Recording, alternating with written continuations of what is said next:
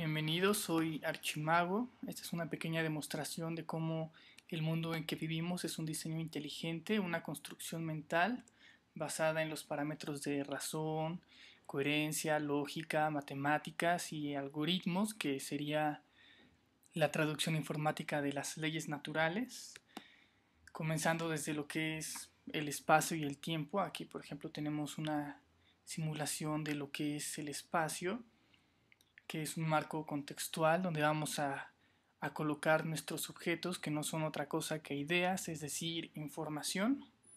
Entonces vamos a crear un pequeño ladrillo. En el foro le decimos de manera graciosa ladrillos a la materia. Estamos creando materia virtual en este mundo virtual.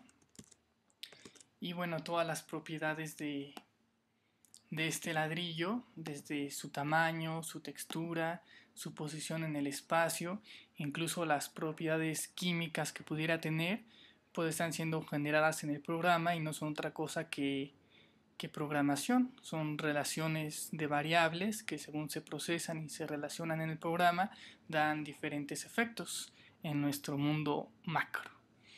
Así, por ejemplo, podemos incluso llegar a meter lo que serían leyes físicas como la gravedad.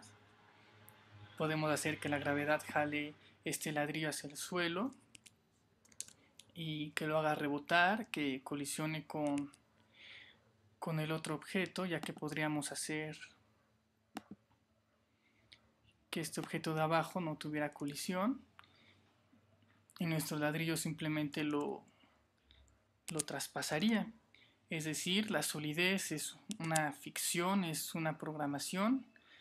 Bastaría quitarla para que pudiéramos atravesar paredes o caer al suelo. Y bueno, vamos a regresar a la colisión a este objeto. Y bueno, vemos que no solo tiene que ser sólido y chocar, sino que podemos darle mucha más flexibilidad a las cosas, modificando las propiedades químicas. Podemos hacer que sean líquidos, que interactúen de diversas maneras. Podemos manejar desde fotones para jugar con todo lo que es la luz, hasta lo que es la fricción, la gravedad, las colisiones.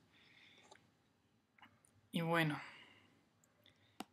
esta es la primera parte del video. Las otras dos son más importantes, pero esta es como la base, así que no se las pierdan.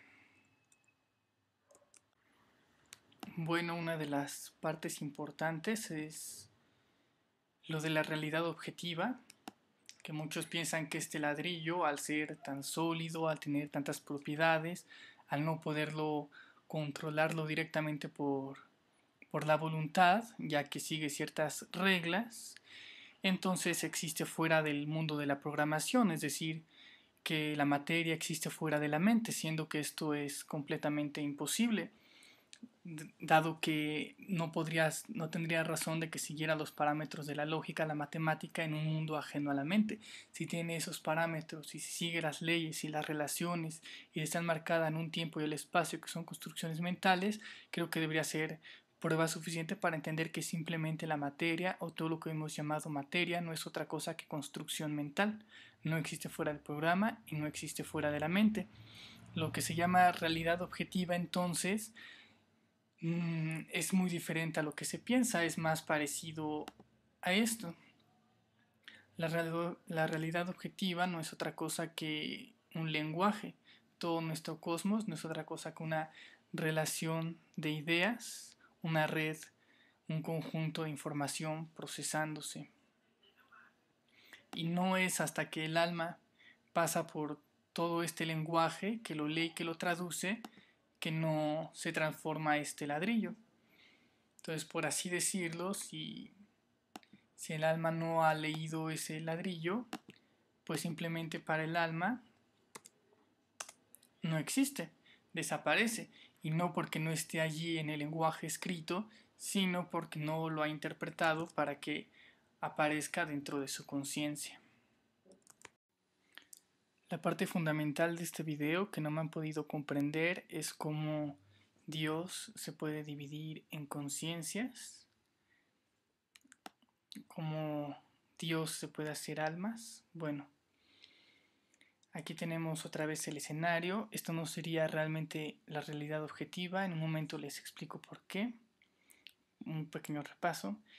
Esto que tenemos aquí, este objeto, es una cámara, que sería el equivalente a una conciencia. De hecho, una conciencia no puede ser vista, solo es una representación de dónde sería el punto de referencia de esa cámara, desde donde está viendo lo que sería esta realidad.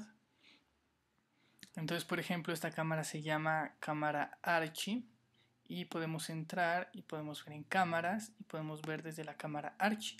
Y así es como está viendo el ladrillo, la conciencia de Archie o la cámara Archie. De esta manera podemos crear otra cámara. Esta cámara se llama Antonio. Y entonces dentro de un mismo programa, con la misma realidad compartida, podemos tener a un Archie y a un Antonio y podemos ver esta realidad desde la perspectiva de Antonio, que sería esta de acá.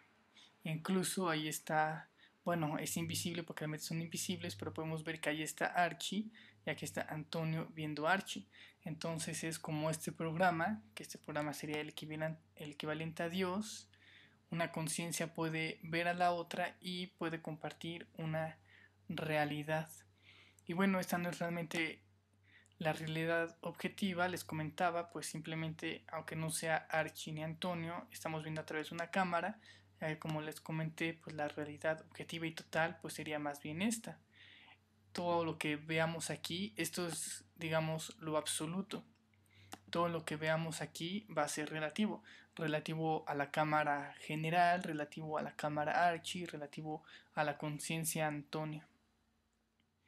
Y de esta manera es que Dios se puede dividir en conciencias y experimentar el mundo desde diversos puntos de referencia. Y así Archie puede interactuar con Antonio e incluso Antonio puede tener puntos de vista diferentes, no solo sobre este mundo, sino sobre todo en general, y pueden hacer discusiones y debatir en foros, etc. Para cerrar con broche de oro solo nos falta un último ingrediente para poner estas cámaras, que sería un cuerpo físico, ya que estas, como decía, pues son invisibles, si no pues sería muy complicado relacionarnos o no podríamos expresar, por ejemplo, estados de ánimos con todos los gestos, el lenguaje corporal, no podríamos interactuar con el mundo. Entonces nos creamos cuerpos, por ejemplo, este de acá que es una cara de chango. Entonces ya tenemos a un archichango viendo a un Antonio Chango. Entonces ya desde la cámara, por ejemplo, de Antonio,